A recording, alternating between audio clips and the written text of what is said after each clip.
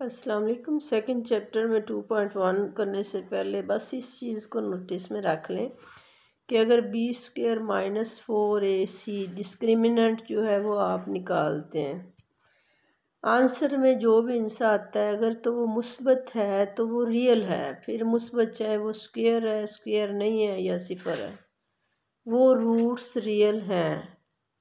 इसके बाद अगली बात आती है कि अगर जमा का हिस्सा है तो वो परफेक्ट स्क्वायर है या नहीं। अगर तो आप उसका जज़र ले लें तो आपके पास एक नेचुरल नंबर आ जाए 1 2 3 4 कुछ भी, तो फिर वो आपके पास जो है वो नंबर परफेक्ट स्क्वायर भी होगा, रियल भी होगा, और साथ में हम उसे कहेंगे कि वो अनइक्वल है और रैशनल है। अगर मुस्बत है तो वो रियल है। रियल के साथ अगर ज़ीरो आ जाता है तो रियल और इक्वल होगा, अगर ज़ीरो नहीं आता तो फिर अनइक्वल है। अब जब ज़ीरो नहीं होगा तो अनइक्वल होगा, लेकिन उसको देखना है कि रैशनल है या इर्रेशनल है। अगर तो वह एक परफेक्ट स्क्वायर है, जैसे 2 2 4 3 3 9 4 4 16 5 5 25, तो फिर वो आपके पास जो है वो रैशनल है।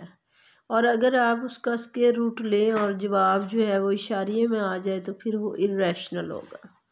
और अगर आपका b² माइनस 4ac का आंसर जो है वो नेगेटिव आ जाता है तो फिर वो इमेजिनरी होगा और कम्प्लेक्स कॉन्जुगेट उसे कहेंगे।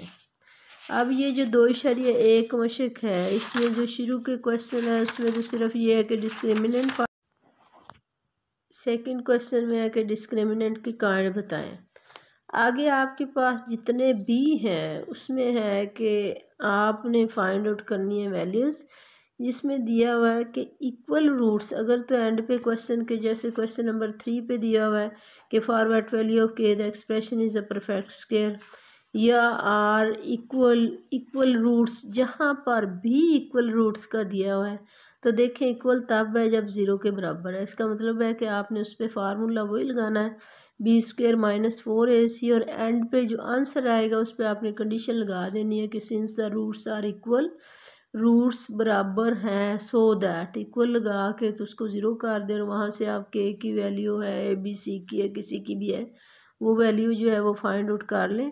अगर एक सवाल में 3 पार्ट्स दिए हुए हैं तो आपको उसमें से देखने में जो मुश्किल लग रहा है वो एक कर लें। पहले राउंड में यूँ करें कि हर एक में से एक एक दो दो और उनको निशान लगाते जाएं। अगर फिर भी आपके पास टाइम बच जाता है तो आप सेकंड राउंड में जो क्वेश्चंस बचते हैं वो करते जाएं, और एक क्वेश्चन को हाफ या उससे ज़्यादा करने के बाद जब आगे आपको ये यकीन हो जाए कि इससे आगे तो जवाब आना है, मैंने कर ही लेना है, पेचीदगी निकल गई है, तो उसको वहाँ पे रोक दें। एक दिन में सारे का सारा मैथ्स करना जो है वो मुश्किल है। अपने आप को इतना ना थकाएं कि कल के लिए आपके पास स्टडी के पेपर के लिए आके ना सोने का टाइम हो, और करते हुए आपकी सेहत जो है या असाब जो है वो तंग पड़ चुके हों। तो अपना बहुत ख्याल रखें और तरीके से करें। अल्लाह हाफ़िज़।